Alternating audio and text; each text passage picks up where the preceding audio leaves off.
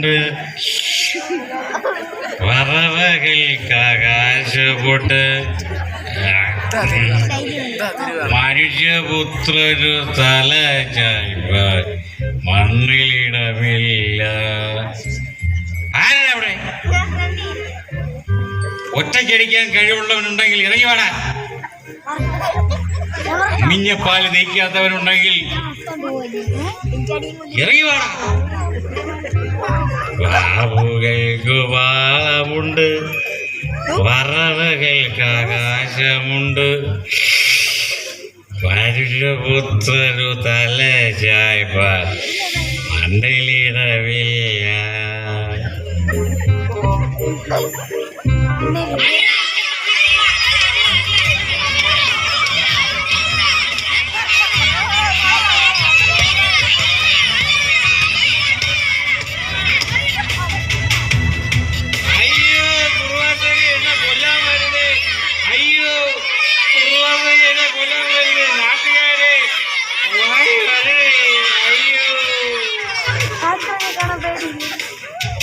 അങ്കിളെ, ഞങ്ങള് കുറുവാ സംഘം ഒന്നുമല്ല കേട്ടോ. വെള്ളമടിച്ച് വഴിയിൽ കിടന്ന് തെറി പറയുന്നതിനുള്ള ഒരു സമ്മാനമാണ്. എങ്ങനെയുണ്ട്?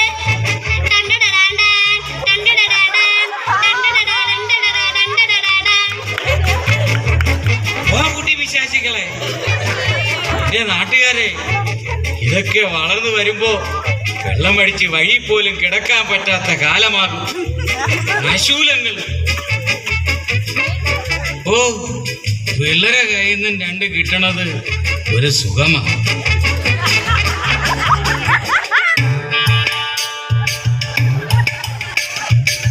നീ എവിടെ പോയി കിടക്കുവായിരുന്നടി ഇത്രയും നേരം?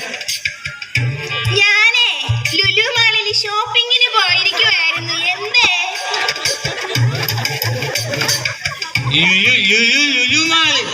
അവളെ ഒരു ലുലു മാള്. നിങ്ങളിത് കണ്ടാണ് ലുലു മാളിന്ന് വാങ്ങിച്ചത്. ലുലു മാള് ഇതൊക്കെ റേഷൻ കാർഡ്. നിങ്ങൾ കണ്ടാക്ക കൊല്ലിയോട് റേഷൻ കടയാണ് ഇവിടെ ലുലു മാള്.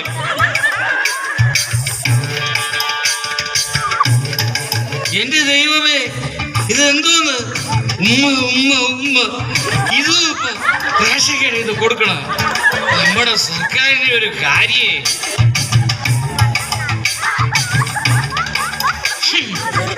മണ്ണെണ്ണയായിരുന്നു. നീ എന്നെ കൊതിപ്പിച്ച് കളഞ്ഞല്ലോടി. അതെടുത്ത് കുടിക്ക്. രാത്രി കറണ്ട് പോകുമ്പോ തിരിയിട്ട് കത്തിക്കാം. എന്റെ പൊന്നു തമ്പുരാനെ, ഈ മുഴു കുടിയനെയാണല്ലോ നീ എനിക്ക് തന്നത്.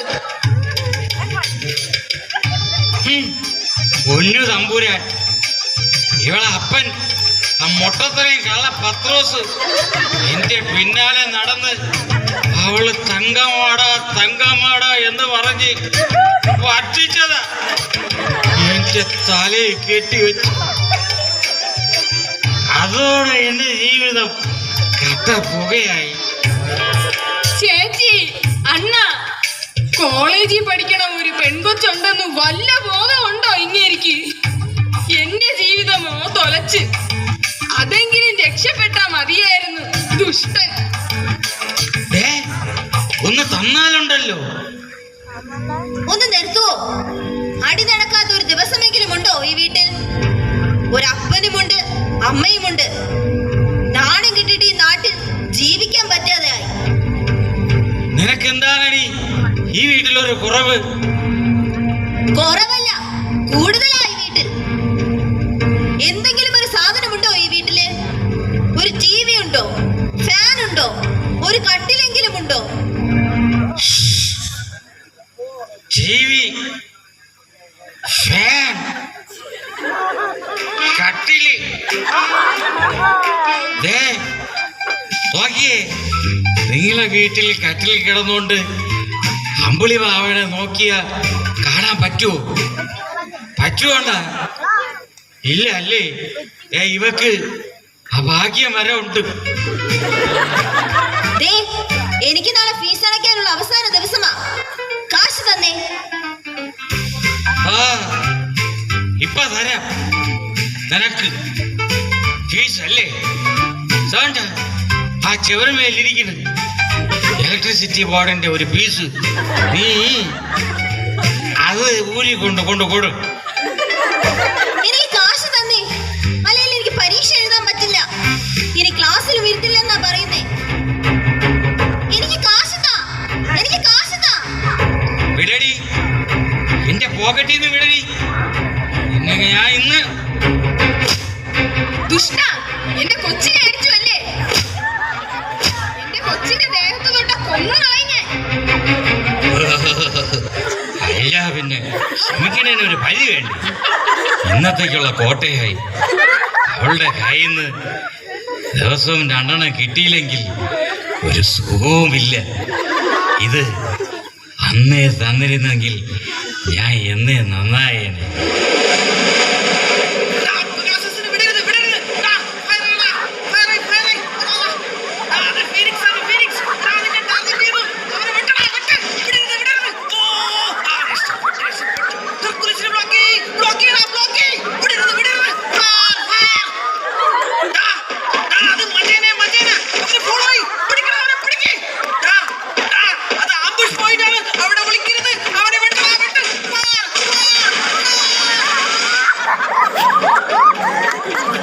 ഒന്നും വിചാരിക്കരുത്, എന്റെ മകനാ, നല്ല പയ്യനാ. രാവിലെ തുടങ്ങും. എന്താ അത്? വീഡിയോ ഗെയിം വെട്ടലും കുത്തലും ഒക്കെയായി രാവും പകലും ഒക്കെ ഇങ്ങനെ. നല്ല പയ്യനാ. ഈ കളി കണ്ടുപിടിച്ചവനെ സമ്മതിക്കണം. കുളിക്കണ്ട, നനയ്ക്കണ്ട, കല്ല് തേക്കണ്ട. അപ്പിയിടുമ്പോഴും കളി നടന്നുകൊണ്ടേയിരിക്കും. സുഖ ജീവിതമാണ്. നല്ല ഭാവിയുള്ള കൊച്ചന.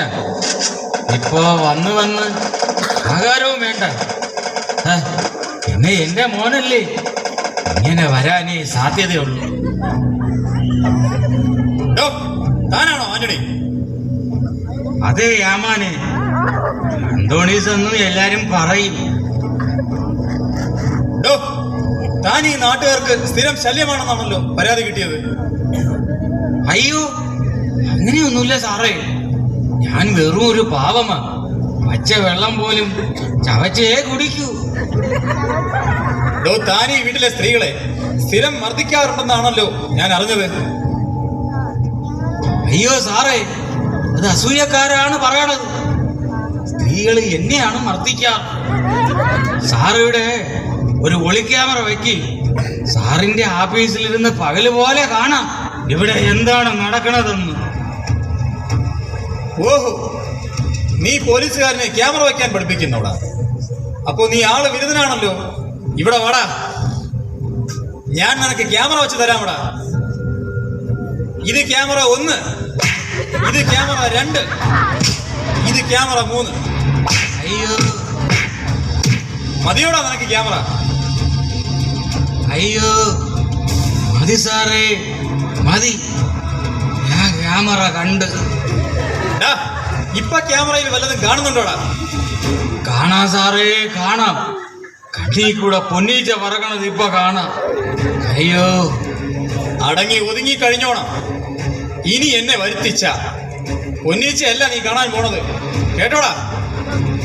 അയ്യോ അമ്മേ, ഓ അയ്യായേ. കിണു കിണു കിണു കിണു കിണു. തലി ചതച്ചപ്പോ ചിരിക്കണല്ല. എന്റെ നാട്ടുകാര് പോണ്. എന്റെ മൂത്ത മോൻ അപ്പന് സമ്മാനം തരാൻ വന്നതാ. അവന്റെ ഒരു കൂളിംഗ് ഗ്ലാസും ഒഴുങ്ങിയ ഇടിയും. ആയ കാലത്ത് കുട്ടമ്പിള്ള ഏട്ടന്റെ മുതുക്കനിടി അന്തസ്സോടെ നിന്ന് കൊണ്ടിട്ടുള്ളവനാണ് ഈ അന്തോണി. എന്നോടാണ് അവന്റെ കളി. ഒന്ന് പോവുക. ഈ വേട്ടലൊക്കെ അങ്ങ് സ്റ്റേഷനിൽ കാണിച്ചാൽ മതി. ഇതൊക്കെ കണ്ട് പേടിക്കുന്ന കുഞ്ഞു പിള്ളേരെ കാണും. ഇത് ആള് വേറെയാ. നീയേ ആമ്പിള്ളേരെ ഇടിക്കുന്നത് എങ്ങനെയെന്ന് പോലീസുകാരോട് ചെന്ന് ചോദിച്ച് പഠിച്ചിട്ട് വാ. അന്തോണിയാടാണ് നിന്റെ കളി. അന്തോണിക്ക് നീ വെറും എവിടെ എവിടെ പുല്ലാണടാ, പുല്ല്. കൊള്ളാം മോനെ, സൂപ്പർ. പുല്ലാണല്ലേ പുല്ല്. പോലീസ് നിനക്ക് പുല്ലാണല്ലേടാ? അല്ല സാറേ പുല്ല് പുല്ല് പശുവിന് ഈ വീട്ടിലേക്ക് എവിടെ നിന്ന് വന്നത്? ഇതെപ്പോ വന്ന്? സാറ് വന്നിട്ട് നേരെ ഒരുപാടായോ? ഇങ്ങോട്ടിരിക്കണം സാറേ. സൂസി, ഇടേ സൂസി, സാറ് വന്നിരി, ഒരു ചായ എടുക്ക്. ചായ ഞാൻ തരാമടാ. 2 പരിപ്പോടയും കൂടെ തരാം. പരിപ്പോട 1, പരിപ്പോട 2. മതിയോടാ നിനക്ക്? അയ്യോ, ഇത് എപ്പം പഠിച്ച്? ഇത് കുട്ടമ്പിള്ള ഏട്ടന്റെ മോനാണെന്നാണ് തോന്നണത്. ഇന്നത്തെ ദിവസം 1.5 ദിവസമായി പോയി. ഓ, ഇനിയിപ്പം സൂസിയുടെ കയ്യിൽ നിന്നുള്ളത് കൂടെ താങ്ങത്തില്ല.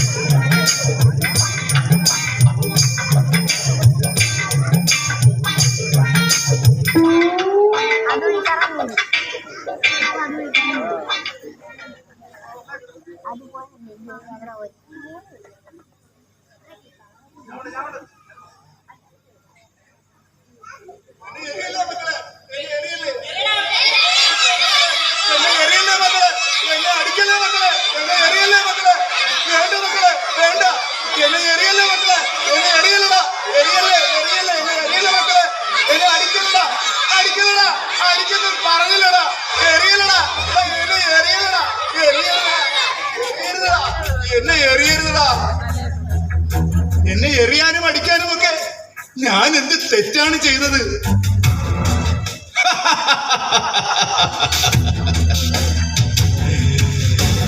കല്ലേറിൽ ഉടഞ്ഞു പോകാൻ ഞാൻ എന്താ ചില്ലുകുപ്പിയോ?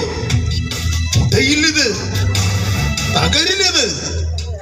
ദൗത്യം പൂർത്തിയാക്കി ഉറച്ച കാൽവയ്പ്പുകളുമായി സ്വയം മടങ്ങുകയുള്ളൂ. ആരുണ്ട് എന്നെ തടയാൻ? ആരുണ്ട് ഇവിടെ? ആരാ നീ? ആരാണെന്ന്?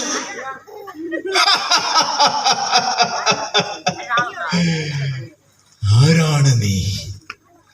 ആരാണ് നീ? ആരാണ് നീ? സ്നേഹിത, ഞാനത് തേടുകയാണ്. ബുദ്ധൻ തേടിയില്ലേ?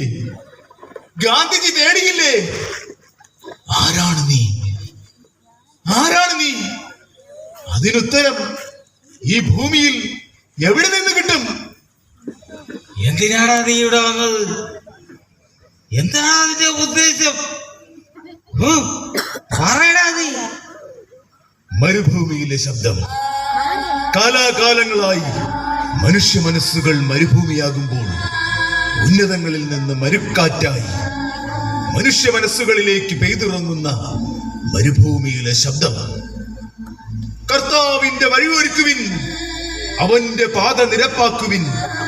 എല്ലാ താഴ്വരയും നികന്നു വരും, എല്ലാ മലയും കുന്നും താഴും. വളഞ്ഞത് ചൊവ്വായും ദുർഘടമായത് നിരന്ന വഴിയായും തീരും. സകല ജഡവും ദൈവത്തിന്റെ രക്ഷയെ കാണും എന്ന് യെശയ്യാ പ്രവാചകന്റെ പുസ്തകത്തിൽ എഴുതിയിരിക്കുന്നവന്റെ നിഴൽ. സർപ്പസന്തതികളെ എന്ന് മുഖത്തു നോക്കി വിളിക്കാൻ കഴിഞ്ഞ ചങ്കുറപ്പ്. മാനസാന്തര സ്നാനത്തിനായി യഹൂദ്യ മരുഭൂമിയിലെങ്ങും മുഴങ്ങിയ ശബ്ദം. തെറ്റ് ഹെരോദ്യയുടെ മുഖത്തു നോക്കി പറയാൻ കഴിഞ്ഞ ആർജവം. ഹെരോദാവിന്റെ കൊട്ടാരത്തിൽ ശിരച്ഛേദം ചെയ്യപ്പെട്ട് കാലത്തിന്റെ ഇതിഹാസമായി തീർന്ന മരുഭൂമിയിലെ നിലയ്ക്കാത്ത ശബ്ദം. ആ ശബ്ദത്തിന്റെ വെറും ഒരു നിഴൽ.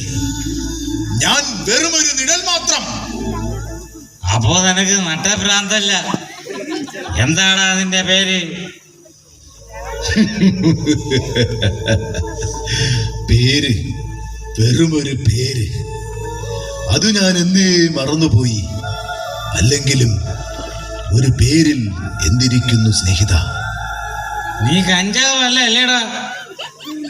എന്നെ തോപ്പിച്ച് കളഞ്ഞല്ലോടാ നീ. എന്നേക്കാളും മുന്തിയ സാധനം ഇല്ലേടാ നീ അടിച്ചിരിക്കുന്നത്. ലഹരി. ഈ ആകാശത്തിലേക്ക് നോക്കുമ്പോൾ, പ്രപഞ്ചത്തിലേക്ക് നോക്കുമ്പോൾ ഉള്ളിലേക്ക് വന്നു നിറയുന്ന ലഹരി, ജീവിതമെന്ന ലഹരി. അത് ആസ്വദിക്കാതെ നിങ്ങൾ എങ്ങോട്ടാണ് പോകുന്നത് സ്നേഹിത? ഓ, അവന്റെ വേദം കണ്ടില്ലേ? നിർത്തടാ അതിന്റെ വേദം. ആയുധമില്ലാത്തവനോട് എന്തുമാവാമെന്നാണോ സ്നേഹിത? സെന്റി, നിന്റെ കയ്യിൽ കാശ് വല്ലതുണ്ടോടാ? ഓ, നീ കൊള്ളാമല്ലോടാ. ബൈബിൾ പാവക്കുട്ടി, ശരിക്കും നിനക്ക് ഭ്രാന്തുണ്ടോടാ? ഹായ് പാവക്കുട്ടി, എനിക്ക് തരാമോ ഇത്? തരാം, പക്ഷെ സമയമാവട്ടെ. ഓ, എനിക്ക് വേണ്ട. മകളെ, ഇത് വെറുമൊരു പാവക്കുട്ടിയല്ല. ഇതിന് പറയാൻ കണ്ണീരിൽ കുതിർന്ന ഒരു കഥയുണ്ട്. ശക്തമായി മഴ പെയ്യുന്ന ഒരു രാത്രി, പേരറിയാത്ത ഒരു തെരുവിൽ എങ്ങോട്ട് പോകണമെന്നറിയാതെ ഞാൻ നിൽക്കുകയായിരുന്നു. അല്പം ദൂരത്തായി വില കൂടിയ ഒരു കാർ വന്നു നിന്നു. ആ കാറിൽ നിന്നും ഒരു യുവാവും യുവതിയും ഇറങ്ങി. അവരുടെ കയ്യിലുണ്ടായിരുന്ന തുണിക്കെട്ട് പോലെന്തോ ഒന്ന് ചവറ്റുകൂനയിലേക്ക് വലിച്ചെറിഞ്ഞിട്ട് അവർ കാറിൽ കയറിപ്പോയി. അല്പം കഴിഞ്ഞപ്പോൾ 1-2 ചാവാലി പട്ടികൾ ആ സ്ഥലത്തേക്ക് മണം പിടിച്ചുകൊണ്ട് നിന്നു. ഒപ്പം ഒരു ശബ്ദവും. ഞാൻ അവിടേക്ക് ഓടിപ്പോയി. പട്ടികളെ വിരട്ടി ഓടിച്ചിട്ട് നോക്കുമ്പോൾ ഒരു പിഞ്ചു കുഞ്ഞ്. ഞാൻ ആ കുഞ്ഞിനെ നെഞ്ചോട് ചേർത്തു.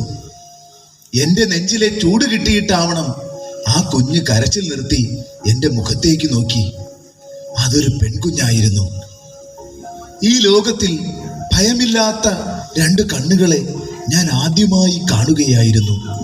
കൂടെ ആ തുണിക്കെട്ടിനുള്ളിൽ ഈ പാവക്കുട്ടിയും. ഞാൻ എല്ലാം മറന്നു.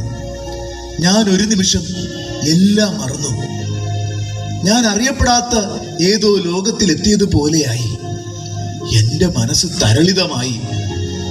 ആ കുഞ്ഞ് എന്റേതാണെന്ന് ഞാൻ ഒരു നിമിഷം ഓർത്തുപോയി. എന്റെ ഏകാന്തതയ്ക്ക് തണലായി ദൈവം നൽകിയ സമ്മാനമാണതെന്ന് എന്റെ മനസ്സ് മന്ത്രിച്ച നിമിഷം. പക്ഷേ ആശങ്കകൾ ഓടിയെത്തി. എന്റെ ജീവിതമെന്ന കനൽ വഴിയിൽ ഇവൾ ഒരുപാട് അലയേണ്ടി വരില്ലേ എന്ന ചിന്ത. അവൾക്ക് സുരക്ഷിതത്വമേകാൻ എന്റെ ഭ്രാന്തമായ മനസ്സിന് ശക്തിയുണ്ടോ എന്ന ചിന്ത. ഞാൻ പെട്ടെന്ന് തകർന്നു വീണു. അപ്പോഴും എന്റെ ഇടനെഞ്ചിലെ ചൂടിനായി അവൾ മുഖം ചേർത്ത് വയ്ക്കുന്നുണ്ടായിരുന്നു. ഞാൻ എല്ലാം മറന്ന് അവളുടെ നെറുകയിൽ ഉമ്മ വച്ചു. അവൾക്ക് ചോരയുടെ മണമായിരുന്നു. ഉള്ളിൽ ആർത്തലച്ച സങ്കട തിരകൾക്ക് മുന്നിൽ ഞാനും അവളെ അനാഥയാക്കി ഒരു കടവരാന്തയിൽ കിടത്തിയിട്ട് അവളുടെ മണമുള്ള ഈ പാവയുമായി അല്പദൂരം മാറി നിന്നു. എന്നിലെ സ്നേഹത്തിന്റെ ചൂട് അന്യമായപ്പോൾ അവൾ വീണ്ടും കരഞ്ഞു. ആളുകൾ വന്നുകൂടി. ഒടുവിൽ ഒരു വനിതാ കോൺസ്റ്റബിളിന്റെ കരങ്ങളിലിരുന്ന് ആ പോലീസ് ജീപ്പിൽ അവൾ അകന്നുപോയി. ഞാൻ അവൾക്ക് ഈ പാവക്കുട്ടിയുടെ പേര് നൽകി, ബാർബി. എന്റെ ബാർബി. കഴിഞ്ഞ 21 വർഷങ്ങളായി ഏതു പെൺകുഞ്ഞിന്റെ മുഖത്തും ഞാൻ എന്റെ ബാർബിയെ തേടിക്കൊണ്ടേയിരിക്കുന്നു. പിന്നെ ഞാൻ ഇവളോട് ഒറ്റയ്ക്ക് സംസാരിക്കാൻ തുടങ്ങി. ആളുകൾ എനിക്ക് ഭ്രാന്തൻ എന്ന പേര് നൽകി. ശരിയാണ്, ചിലപ്പോഴൊക്കെ സ്നേഹം ഒരുതരം ഭ്രാന്തു തന്നെയാണ്. നിന്റെ നിഷ്കളങ്കമായ കണ്ണുകളിലും ഞാൻ തേടുന്നത് എന്റെ ബാർബിയെ തന്നെയാണ്. സാറിനെ കരയിപ്പിച്ച് അടങ്ങുമല്ലേ? ഇനിയിപ്പോ എന്ത് ചെയ്യാനാണ്? അഴിച്ചതിന്റെ കെട്ടും പോയി, ഇനി കയ്യിൽ സാധനമില്ല. ഞാനെങ്ങനെ ഈ രാത്രി ഉറങ്ങൂടോ? പോയി കിടന്ന് ഉറങ്ങടോ മനുഷ്യ, എന്നെ മെനക്കെടുത്താതെ.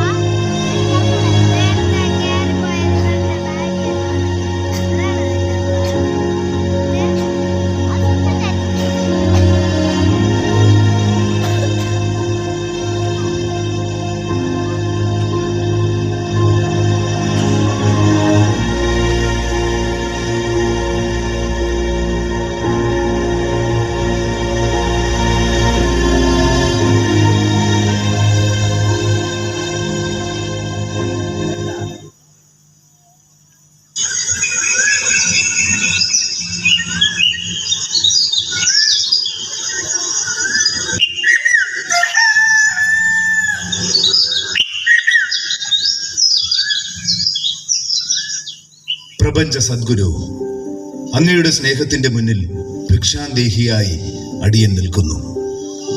അങ്ങയുടെ അടുത്തേക്കുള്ള യാത്രയിൽ ഒരു ദിനം കൂടെ അടുത്തിരിക്കുന്നു. എനിക്കായി മറ്റൊന്നും ഞാൻ യാചിക്കുന്നില്ല. വിതയ്ക്കാതെ കൊയ്യാതെ കളപ്പുരയിൽ കൂട്ടിവയ്ക്കാതെയുള്ള ഈ യാത്രയിൽ അങ്ങയുടെ കാരുണ്യത്തിന്റെ തണലിൽ എന്നെയും ചേർത്തുകൊള്ളുക. ഇന്ന് ഇവിടെ നിന്നും പോകുമോ? അറിയില്ല. എന്റെ യാത്രകളൊന്നും എന്റെ തീരുമാനങ്ങളെയല്ല. ഇന്നലെ നിങ്ങൾ പറഞ്ഞത് എന്നെ കരയിപ്പിച്ചു കളഞ്ഞു. ഞാനും ഇപ്പോൾ ബാർബിയെ സ്നേഹിക്കുന്നു.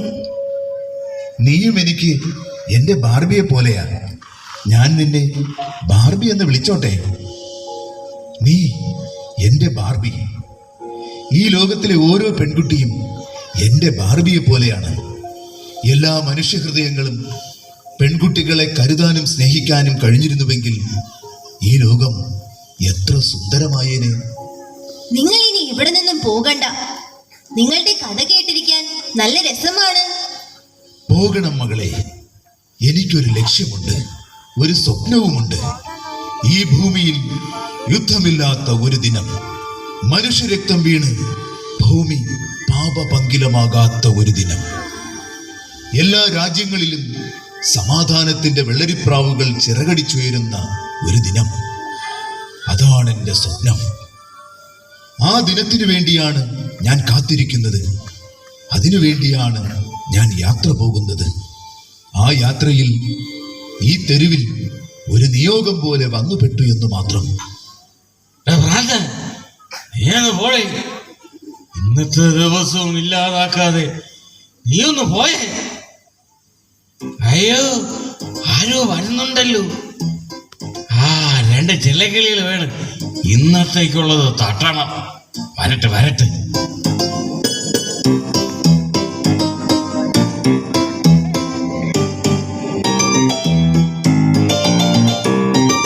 ഹലോ, 12 ലക്ഷത്തിന് കിട്ടില്ലല്ലോ. 15 ലക്ഷമെങ്കിലും ആവും. കാശില്ലാത്തവർ അത് വാങ്ങണ്ട. അത് കല്ല് വേറെയാ. അത് വൈഡൂര്യം. ചേട്ടാ ചേട്ടാ, ഞങ്ങൾ ബാങ്കിൽ നിന്നാണ് കേട്ടോ. ഏത് ബാങ്കാ? Bank of Baroda. Bank of Baroda എന്ന് കേട്ടിട്ടുണ്ട്.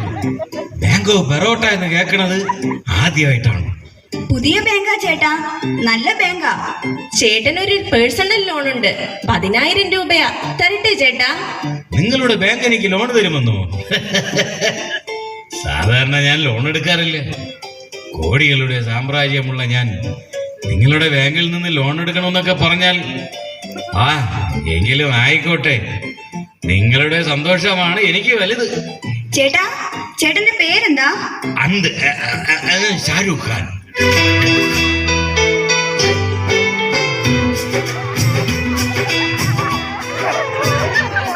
ചേട്ടന്റെ വൈഫിന്റെ പേര്?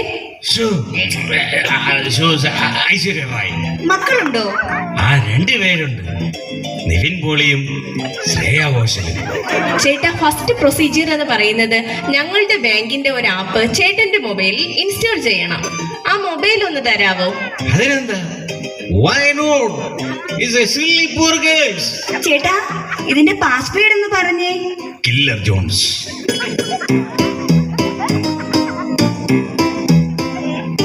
എല്ലാം ഓക്കെ ആയിട്ടുണ്ട് ചേട്ടാ. ഇനി ഒരു OTP വരും, അതൊന്ന് പറഞ്ഞേ. 224466. What a fantastic number. Okay ചേട്ടാ, ചേട്ടന്റെ അക്കൗണ്ടിൽ 10,000 രൂപ ഞങ്ങളുടെ ബാങ്ക് അയക്കുന്നതാണ്. അപ്പോ ഞങ്ങൾ പോട്ടെ ചേട്ടാ. അന്ന് ഞാൻ പൊളിക്കും, തകർക്കും. ഒരു ഇന്നോവ ടാക്സി വിളിച്ച് ഒരു തുണിക്കടയിൽ പോയി സിൽക്ക് ജുബയും ഒരു മുണ്ടും വാങ്ങും. എന്നിട്ടൊരു 10 പവന്റെ ഗേറ്റ് മാല വാങ്ങി ഇട്ടും കൊണ്ട് എളിഞ്ഞു വിളിച്ച് ഇന്നോവ ടാക്സിയുടെ പുറകിലിരുന്ന് ഒരു കറക്കമുണ്ട്. മുതലാളിയെ പോലെ ഈ അന്തോണി ആരെന്ന് ഈ നാട്ടുകാരെ കാണട്ടടേ. നിങ്ങളെ മുമ്പിൽ കിടന്ന് ഞാനൊരു വിലസും. അപ്പൊ അറിയാം ഈ അന്തോണി ആരെന്ന്. അപ്പൻ എന്റെ ഫോൺ കണ്ടോ? അപ്പൻ എന്തിനാ എന്റെ ഫോൺ എടുത്തത്? ദൈവമേ, അക്കൗണ്ടിൽ ആകെ ഉണ്ടായിരുന്ന 10,000 രൂപ കാണാനില്ല. അപ്പൻ എന്ത് പണിയാ കാണിച്ചത്? ആർക്കായി പൈസ അയച്ചത്? ഞാൻ എത്ര ദിവസമായി റമ്മി കളിച്ചുണ്ടാക്കിയതാണെന്ന് അറിയാമോ? എടാ, ഒരു തെറ്റ് പറ്റിയിടാ മോനെ. ആ ബറോട്ട ബാങ്കുകാരികൾ എന്നെ ചതിച്ചടാ മോനെ. എന്റെ കാശ് തന്നില്ലെങ്കിൽ അപ്പനാണെന്ന് ഞാൻ നോക്കൂലോ. 10,000 രൂപ. എങ്കിലും ആ ബറോട്ട ബാങ്കുകാരികള് ഇതിന് നിങ്ങളൊരു പാഠം പഠിക്കണം. ചിരിച്ചുകൊണ്ട് വരണ ഒരു പെണ്ണുങ്ങളെയും വിശ്വസിക്കരുത്. എന്റെ അമ്മച്ചി ഇനി എന്റെ ജീവിതത്തില് ഇനിയില്ല. എനിക്ക് തൊഴിലുറപ്പിന് പോകാൻ നേരമായി. ഈ മൺവെട്ടി ഒന്ന് ഉറപ്പിച്ചേ. ഇതിന്റെ ആപ്പ് എവിടെയാ? നിന്റെ കയ്യിൽ ആപ്പ് ഉണ്ടോടോ? അപ്പ എന്റെ കയ്യിൽ ആപ്പുണ്ട്. അപ്പന് ഏത് ആപ്പാ വേണ്ടത്? അയ്യോ, നിന്റെ ആപ്പ് വേണ്ടായേ. നീ അവിടെ എവിടെയെങ്കിലും വീഴുന്ന് ആപ്പിക്കോ. അപ്പനാണ് അത്ര അപ്പൻ.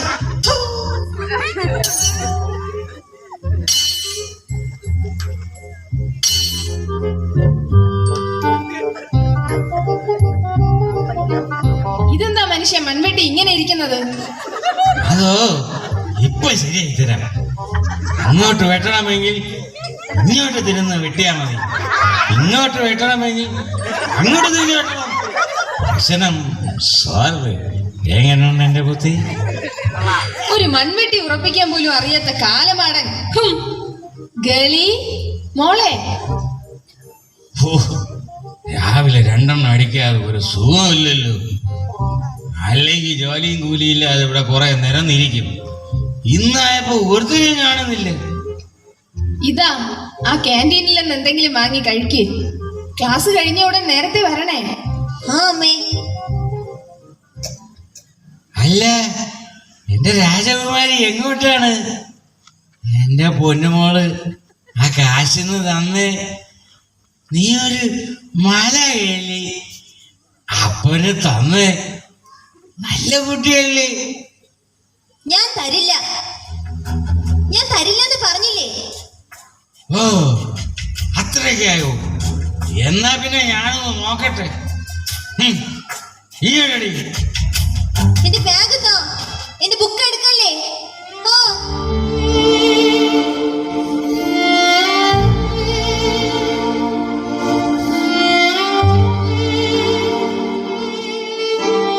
ഇനി എന്റെ പൊന്നുമോള് ഒയ്യോ, അപ്പന് ഇന്നത്തേക്കുള്ളതായി. താൻ കഴിഞ്ഞു ശരിയാണോ?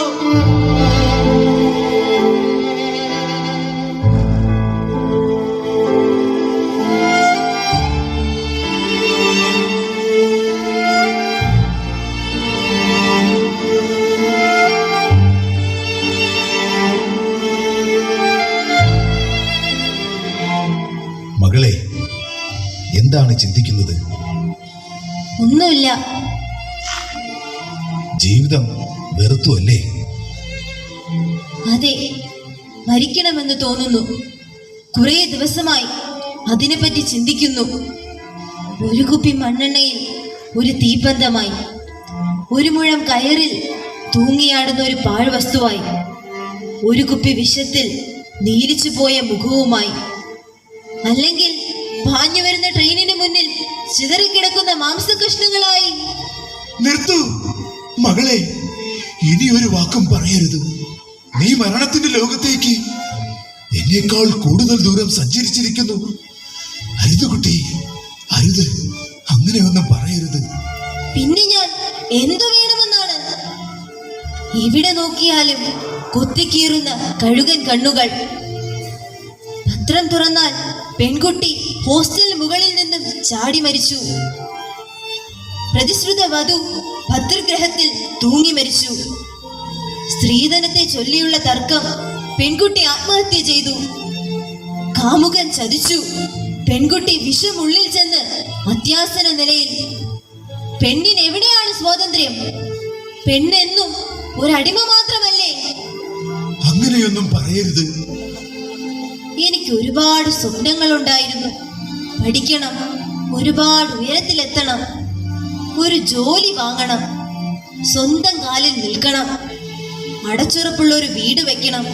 പക്ഷേ പെണ്ണിന്റെ സ്വപ്നമല്ലേ, അതിന് നീർക്കുമിളയുടെ ആയുസ്സല്ലേ ഉള്ളൂ. മകളെ, ജീവിതം വിലമതിക്കാനാവാത്തൊരു പളുങ്കുപാത്രമാണ്. അത് വളരെ സൂക്ഷിച്ചുപയോഗിച്ചില്ലെങ്കിൽ കയ്യിൽ നിന്ന് ഒന്ന് ഉതിർന്നു പോയാൽ നിമിഷ നേരം കൊണ്ട് ചിതറിപ്പോകും. ജീവിതത്തെ വളരെ പരിപാവനമായി കരുതണം. അരുതാത്ത ചിന്തകൾ ഉപേക്ഷിക്കൂ.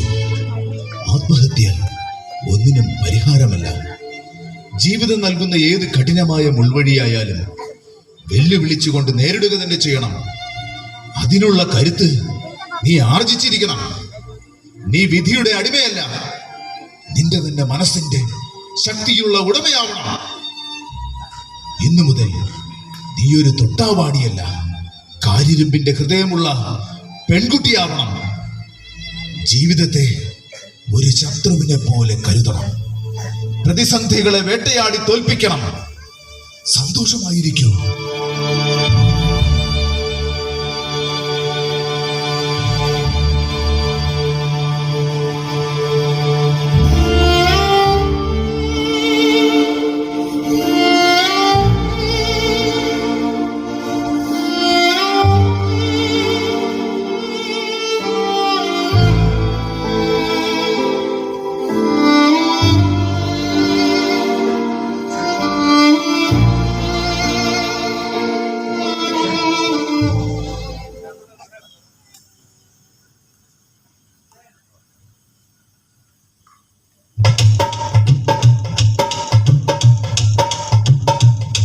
എന്റെ പൊന്നുമോളെ ചക്കര കൂട്ടി, അപ്പോഴും നിങ്ങൾ അന്നല്ലോടാ.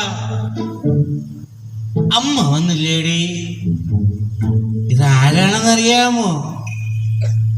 ഇതാണ് ബ്രോക്കർ സഹദേവൻ. അപ്പന്റെയും അമ്മയുടെയും കല്യാണം നടത്തി തന്നത് ഈ മാമനാണ്. നല്ല തങ്കപ്പെട്ട മനുഷ്യനാ. മോളൊരു കട്ടനിടുവോ മാമന് കൊടുക്കാൻ? ഇവിടെ തേയിലയും പഞ്ചസാരയും ഒന്നുമില്ല. വേണ്ടെന്നേ, ഇപ്പോ കട്ട ശരിയാവത്തില്ല. അപ്പൊ മോളെ, കാര്യത്തിലേക്ക് കിടക്കാം. ഞാൻ വന്നതേ മോക്കൊരാലോചനമായിട്ടാ. നല്ല തങ്കപ്പെട്ട ചെറുക്കനാ. അസൂയക്കാര് പല അപവാദവും പറയുമെങ്കിലും ആണ് നല്ല തങ്കപ്പെട്ടവന്. നല്ല പഠിപ്പും വിവരവുമുണ്ട്. 10ാം ക്ലാസ് 2ാം തവണ എഴുതിയിട്ട് കിട്ടാത്തപ്പോ അന്തസ്സായി പഠിപ്പങ്ങ് നിർത്തി. 10-20 പശുവും 100-400 താറാവും ഉണ്ട്. പഴയ പേര് കേട്ട തറവാട്ടുകാരാ. പാവം ചെക്കന. അപ്പനും അമ്മയും തറവാദം വന്ന് കിടപ്പില്ല. പിന്നെ ഒരു പെങ്ങളുണ്ട്, ചട്ടുവക്കാരിയാ. അതിനെ കൊണ്ട് നിനക്ക് കുഴപ്പമൊന്നും വരത്തില്ല. നിനക്ക് രാജകുമാരിയായിട്ട് വാഴാം. എന്താ ആലോചിക്കട്ടെ? അവളെന്റെ മകളല്ലേ സഹദേവ. എന്റെ തീരുമാനമാണ് അവളുടെ തീരുമാനം. നീ അവനൊന്ന് വിളിക്ക്.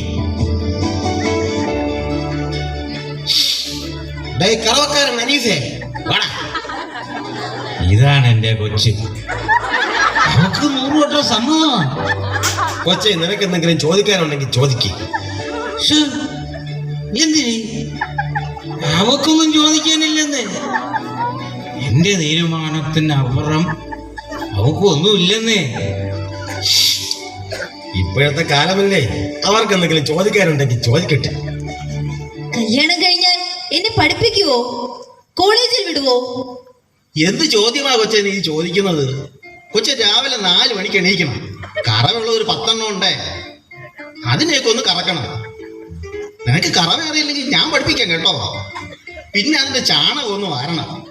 പിന്നെ അതിനെ ഒന്ന് കുളിപ്പിച്ചതിന് ശേഷം അതിൽ തിന്നാനുള്ള കുറച്ച് പുളുങ്കുരും പുണ്ണാക്കും ഒന്ന് കലക്കി വെക്കണം. അത് കഴിഞ്ഞാൽ പിന്നെ സുഖമില്ലാതെ കിടക്കുന്നതിന്റെ അപ്പനെ അമ്മയെ ഒന്ന് കുളിപ്പിക്കണം. വലിയ പണിയൊന്നും ഇല്ലെന്നേ.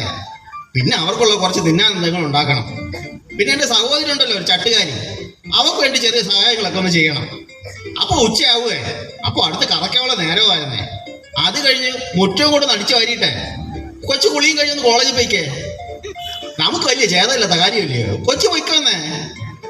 ഓഹോ, ഡോ, തനിക്ക് വേണ്ടതേ പെണ്ണല്ല, 2 ബംഗാളിയാ. ഇറങ്ങി പോടോ. ബ്രോക്കറെ, സഹദേവാ, പാവം കുടുംബമാണ്, ഒരു സഹായമായിക്കോളൂ എന്നൊക്കെ പറഞ്ഞിട്ടല്ലേ കറക്കാനുള്ള നേരമായിട്ട് ഞാനിവിടെ വന്നത്. താൻ എന്റെ കയ്യിൽ നിന്ന് വാങ്ങിയ കാശിങ് താടോ. എടോ അന്തോണി, താൻ എന്നെ മയക്ക് വാങ്ങി കുടിച്ച കള്ളിന്റെ കാശ് നാളെ വെളുക്കുന്നതിന് മുമ്പ് എന്റെ വീട്ടിലെത്തിച്ചിരിക്കണം. അല്ലെങ്കിൽ താൻ കവലയിലോട്ടൊന്ന് വാ, ഞാൻ ആരാണെന്ന് തനിക്ക് കാണിച്ചു തരാം. കറക്കാനുള്ള നേരമായല്ലോ, ഞാൻ പോകുന്നു. അന്തോണി, ഇത് നടക്കത്തില്ല, നമുക്ക് വേറെ നോക്കാന്നേ. ഡോ, താനിനി കല്യാണമെന്ന് പറഞ്ഞ് ഈ മുറ്റത്ത് വന്നാൽ തന്റെ കാല് ഞാൻ തല്ലി ഒടിക്കും. മേലാൽ ഈ പരിസരത്ത് കണ്ടുപോകരുത്. എനിക്ക് കല്യാണവും വേണ്ട, ഒരു കുന്തവും വേണ്ട. പോടോ. അപ്പ, ഞാൻ ഇത്രയും കാലമായിട്ടും അപ്പൻ ഇഷ്ടമില്ലാത്തത് എന്തെങ്കിലും ചെയ്തിട്ടുണ്ടോ? ഇല്ലല്ലോ. അതുകൊണ്ട് ഈ ഒരു കാര്യത്തിൽ അപ്പൻ ഞാൻ പറയുന്നതൊന്ന് കേൾക്കണം. എനിക്കിപ്പോ വിവാഹം വേണ്ട. എനിക്ക് പഠിക്കണം, ഒരു ജോലി വാങ്ങണം, അടച്ചുറപ്പുള്ള ഒരു വീട് പണിയണം. അതുവരെ അപ്പനെ ഈ കാര്യത്തിൽ നിർബന്ധിക്കരുത്. ഞാൻ നിർബന്ധിക്കൂടി. ഈ കല്യാണം അന്തോണി നടത്തിയിരിക്കും. എങ്ങനെയെങ്കിലും എനിക്ക് ഈ വാരം ഒന്ന് ഇറക്കി വെക്കണം. നിന്നെ പോലെ പണവും പത്രാസവും ഒന്നും ഇല്ലാത്ത ആളെ കെട്ടാൻ രാജകുമാരൻ വരുമെന്നാണ് നീ വിചാരിക്കുന്നത്. അതുകൊണ്ട് ഞാൻ പറയാൻ പോലെ കേട്ട് അടങ്ങി ഒതുങ്ങി കഴിഞ്ഞാൽ എനക്ക് കൊള്ളാം. എനിക്ക് ഈ ഭാരം ഇറക്കി വെച്ചേ പറ്റൂ. അപ്പ, ഞാൻ അപ്പനൊരു ഭാരമാണോ? ഞാനൊരു ഭാരമാണോ അപ്പ? ഇല്ല അപ്പ, ഞാൻ അപ്പനൊരു ഭാരമാവില്ല. ഞാൻ ആർക്കും ഒരു ഭാരമാവില്ല. ഞാനിത് നടത്തിയിരിക്കും. അല്ലെങ്കിൽ എന്റെ പേര് ചുടലപ്പറമ്പിൽ അന്തോണീസ് എന്നല്ലടി. നീ നോക്കിക്കോ, നിന്റെ കല്യാണം ഞാൻ നടത്തിയിരിക്കും.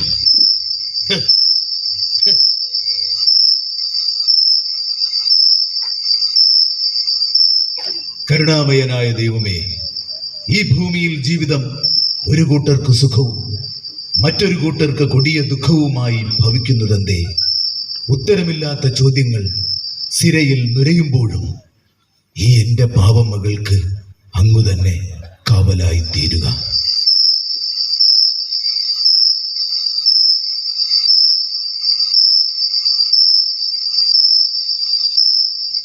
ആരുമില്ലാതിരുന്നിട്ടും അങ്ങനെ ചേർത്തു നിർത്തി.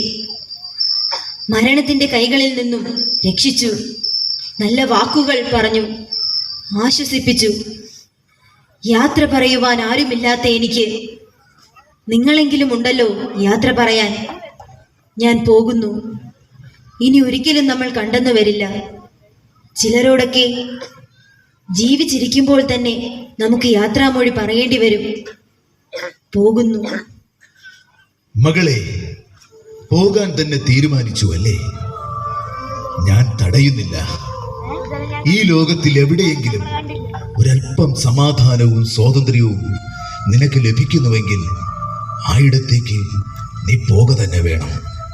പക്ഷേ എവിടെയെങ്കിലും വച്ച് വഴി തീർന്നു പോയെന്ന് തോന്നിയാൽ ഈ ഭ്രാന്തനിലേക്ക് നീ മടങ്ങി വരാൻ ഒരിക്കലും മടിക്കരുത്. ഈ ഏകാന്ത പഥികന്റെ ലക്ഷ്യമില്ലാത്ത യാത്രയിൽ ഒരു നിഴലായി നിനക്കും പിന്തുടരാം. എനിക്ക് പിറക്കാതെ പോയ ഒരു മകളായി നീ എപ്പോഴും ഈ ഇടനെഞ്ചിലുണ്ടാവും. നിനക്ക് തരാൻ എന്റെ കയ്യിൽ ഇത് മാത്രമേയുള്ളൂ, എന്റെ ഈ പാവക്കുട്ടി, എന്റെ ബാർബി.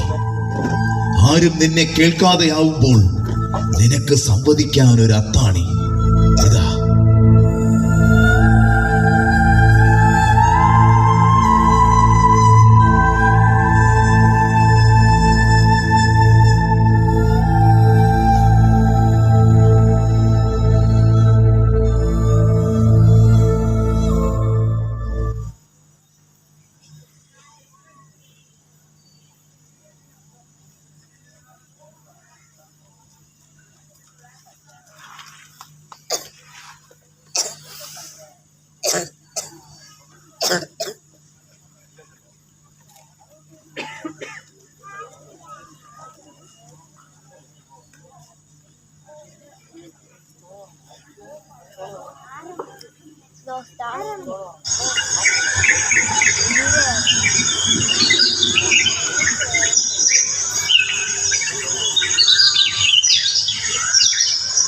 ഗേളി, ഗേളി, ഈ കൊച്ചത് എവിടെ പോയി കിടക്കുവാ?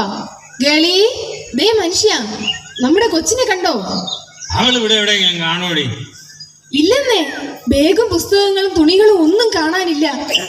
ഈ കൊച്ചു വെളുപ്പാൻ കാലത്ത് ഇവളിത് എങ്ങോട്ട് പോയതാ?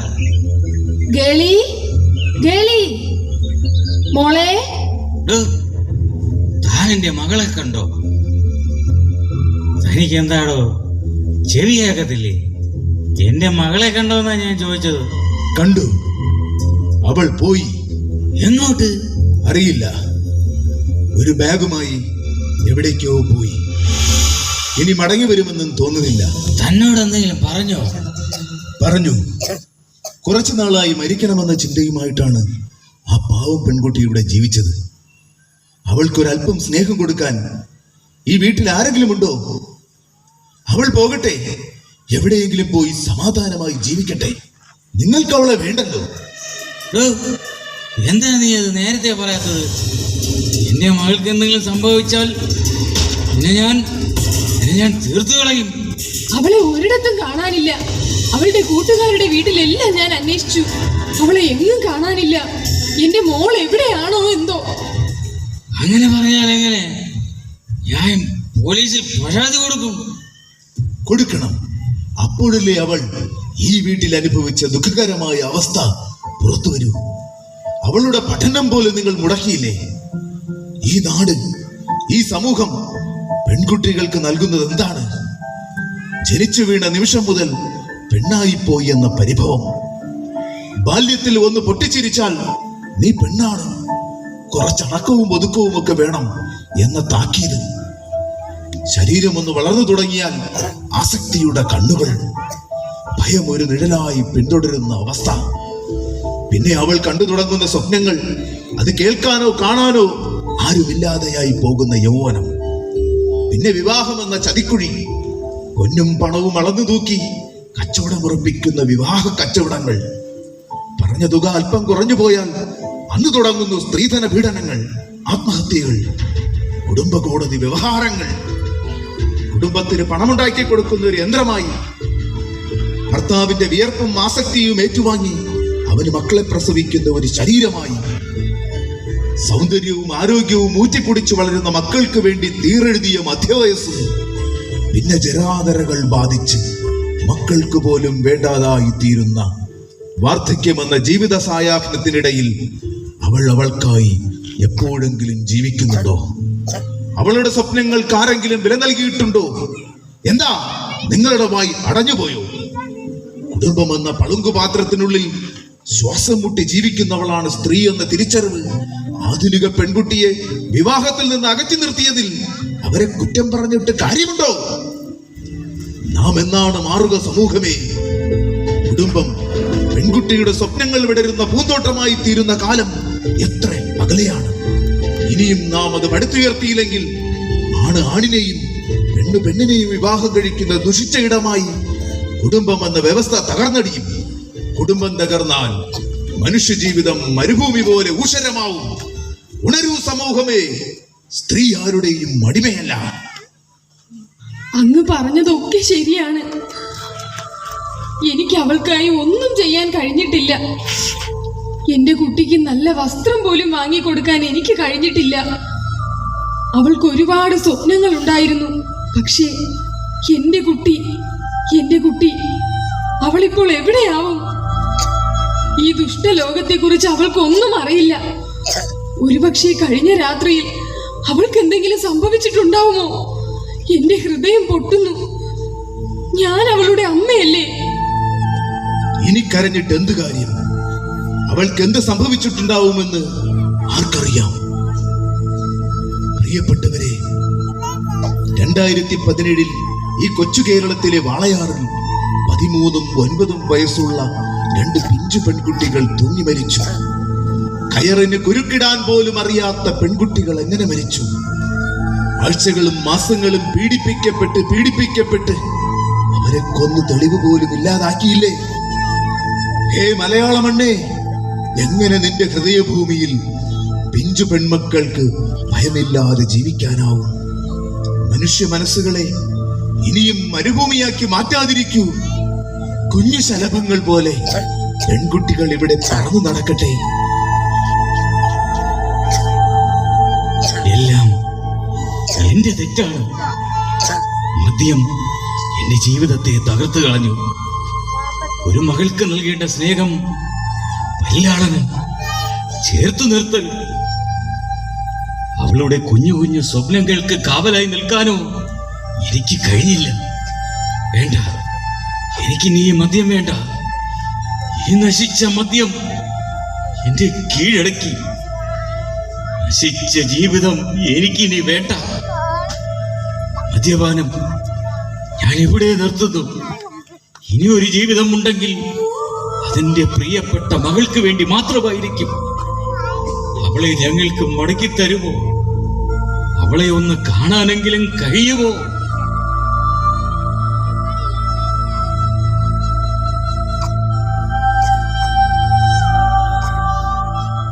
അവൾ വരും. അവൾക്ക് വരാതിരിക്കാനാവില്ല. അഗ്നി പോലെ ആളിപ്പടർന്ന് അവൾ വരും. കേൾക്കുന്നില്ലേ ആ ആരവം?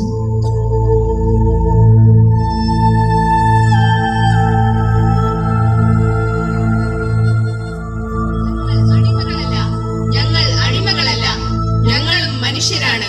ഞങ്ങൾക്കുമുണ്ട് സ്വപ്നങ്ങൾ, ഞങ്ങൾക്കുമുണ്ട് അവകാശങ്ങൾ. ഞങ്ങൾ അടിമകളല്ല, ഞങ്ങൾ അടിമകളല്ല, ഞങ്ങൾ അടിമകളല്ല, ഞങ്ങളും മനുഷ്യരാണ്. ഞങ്ങൾക്കുമുണ്ട് സ്വപ്നങ്ങൾ, ഞങ്ങൾക്കുമുണ്ട് അവകാശങ്ങൾ. ഞങ്ങൾ അടിമകളല്ല. ആരാണ് നിങ്ങളുടെ മകൾ? ആ അടിമ പെൺകുട്ടി മരിച്ചിരിക്കുന്നു. ഇനി ചൂഷണത്തിനായി എന്നെ കിട്ടില്ല. ഞാൻ ആരുടെയും അടിമയല്ല. ചോദ്യം ചോദിക്കുന്ന സ്ത്രീകളെയൊന്നും തെറ്റുകാരായി കാണേണ്ട കാര്യമില്ല. അവർ കുടുംബത്തിനെതിരുമല്ല. ഒരു പെൺകുട്ടിക്ക് സ്നേഹവും കരുതലും ലഭിക്കുമ്പോൾ അവൾ സ്വയം കുടുംബത്തിനു വേണ്ടി സമർപ്പിതയാകുന്നു. അവളുടെ ത്യാഗം ഒരു ബലഹീനതയായി സമൂഹം കാണരുത്.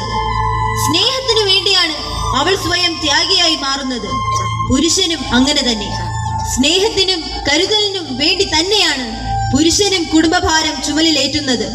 അങ്ങനെയെങ്കിൽ രണ്ടുപേരും ഒരേ നുകത്തിന്റെ അവകാശികൾ മാത്രം. ഒരു പുരുഷന്റെയും സ്ത്രീയുടെയും പവിത്രമായ ത്യാഗ മനോഭാവമാണ് കുടുംബമെന്ന മഹത്തായ പ്രസ്ഥാനത്തെ നിലനിർത്തുന്നത്. സമൂഹമേ, മരുഭൂമികളാക്കപ്പെടുന്ന മനസ്സുകളെ, ഇനിയെങ്കിലും ഉണരൂ. ആരും ആരുടെയും അടിമയല്ല.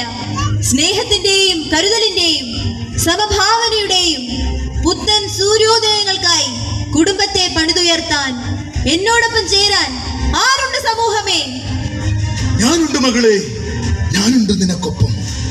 നിങ്ങളോടൊപ്പം ഞാനുമുണ്ട്. ഞാനുമുണ്ട്. ഞങ്ങളുണ്ട്.